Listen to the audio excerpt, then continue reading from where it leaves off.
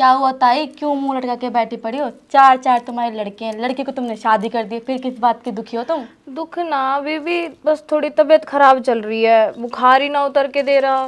चार चार बेटे हैं, एक डॉक्टर है, एक वकील है, एक थानेदार है, एक जमींदार है। किसी को कह के संदेशा भिजवा दो, कोई तो आ ही जाएगा।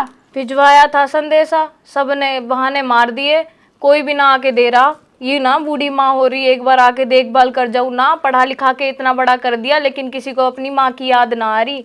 और वो जिस बेटी को मैंने धिक्कारा, सही से खाना न दिया, बासी बासी खाना देती रही, ढंग से प्यार नहीं करा, एंड टाइम पे वहाँ की शादी करके वहाँ भेज दिया मैंने। अब आज मेरी मदद वाई ने करी है, मेरी इतनी देखभाल आज वाई ने आके करी है। वो कैसे? ले सुन,